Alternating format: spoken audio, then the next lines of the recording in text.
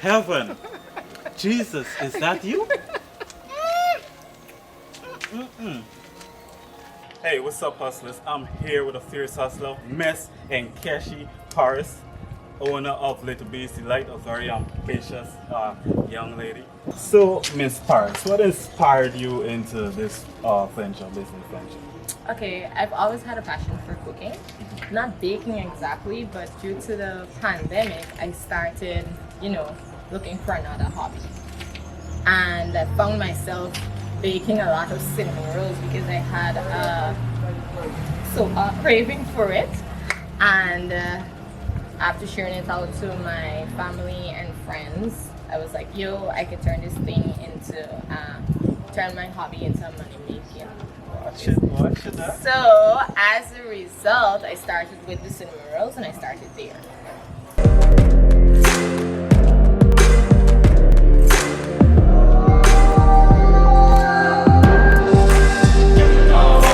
If you had to start over, what would you have done different? So if I had to do this again, start over again, I would have started with a bit more self-confidence and less self-doubt. Stop looking for the opinions of others and just focus a little bit more of getting everything right. Oh, so then you would say that it's like a major thing in deciding that you want to pursue something. Yes. Because a lot of person, doubt is one of the major things that kind of Yes. plays with a lot of persons. So that is good. That's good. So your name Little Beastie Light, right? So when I think of Little Beastie Light, I'm thinking about something sweet, savory. So what inspired, or what's the reason behind that? Well, the name choice is a bit personal for me, right? I had a name before, but turns out that was already used, right? So my daughter, I usually call her Nelly B. And whatever I'm doing now, I wanted to be able to Pass something on. yes, like yes, that. to That's pass crazy. something on for a legacy, leave a legacy A legacy. behind for her. So it's like, all right, Nelly B, she's my little B. B means sweet. So it's like, all right, I can work with this. We can run with this. And it's like, Little Beastie Lights. It's actually cool and catchy. So it's like, it's good that you already set something up that you want to leave something for your child. So that's impressive actually. How do you manage your finance in order to gain a profit? Okay. So first, I would look at the ingredients that would be needed for the item that it's being. All right. So if let's say I project for the week, I'm gonna have about 20 orders of cinnamon rolls. I first calculate how much money needs to be invested for the 20 orders. Okay, let's say for the 20 orders of cinnamon rolls, I'm gonna need about 6,000 to invest, right? Obviously, when I invest in 6,000, I'm looking to make at least 50-50. If I invest 6,000, I must at least make a 6,000 profit, right? Don't mind me right now. So what I would do when I receive my profits and obviously receive back the investment that I would have made, I would reinvest. So instead of reinvesting just the $6,000, I'll probably reinvest this time $8,000, and then I take that profit and put it towards a goal that I had to do something, use it to do something that I had set it out to do. But I always ensure that I reinvest more than I did the last time, which would be better for me. Yeah, and then with every business, you should set some amount of money to reinvest back into your business, because that's the better way in scaling your business. So, yeah. So with every business, right, there's always challenges that persons would have to go through, right? So has there been anything that was a major setback to you, and how were you able to overcome that setback? All right, well, basically, even starting out was a challenge, right? But my biggest challenge or setback would have been this Easter season, crossband season, as we like to term it. I had, let's say, close to 300 orders for crossbands, right? And usually I make it every year, every religious year.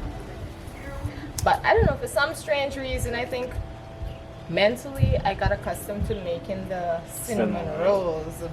So when it was time to add the water, I used the same amount I would usually used to make. In the Yeah. cinnamon roll. And mixed the dough, and I'm sitting there waiting on my dough to raise, and I mixed out like about 7 batches because I had a lot of baking to do. And I'm looking at the dough, and the dough is looking at me. It's not raising. It's looking at you. So I'm like, why isn't it? And then I was like, man, maybe it's all in my head. So I decided to, roll it out because I had another friend there with me helping me. So we decided to proceed, roll out the dough, put it to bake, whilst in the oven. It's like, man, it's not rising as it should. And then I was like, maybe it's in my head again. Jitters, first major order. So it's like, all right, take it out. And it was like some stiff rock buns. Tasty rock buns, but stiff. Very stiff. So I was like, I can't do this. And given the amount of batches that I had already made, right? I was like, all right.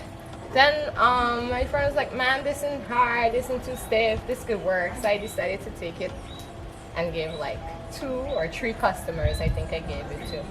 But when I came back and I checked the other dough and I saw that it still wasn't raising, I was like, you know what, I made a mistake somewhere down the line. It had to be that I made a mistake. So we put our heads together, troubleshoot, and that's when we realized that it didn't have enough water. So that was the yeast steam. As a result, I had to call and cancel to almost all my customers. And that was which day? This was the Thursday before Good Friday. This was the Thursday before Good Friday. So that was the first, which was April Fool's as well. So then I was like, life is probably fooling me. I was like, what an April Fool's indeed, right? And I called. I let them know that I wouldn't have been able to fulfill orders. Apologized, obviously.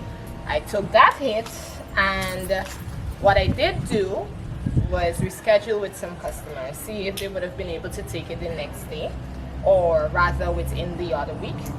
And luckily I had some really good customers and friends, and they understood, and I was able to get in their good graces again, because I would have rather not given them the crossbuns than to give them something bad and leave a bad taste in their mouth. Well, not taste, texture. And it's like your reputation. Yes, so it's it is. And quality is important for me. So what's the key to growing your business, and how do you stand out from your competitors? Okay.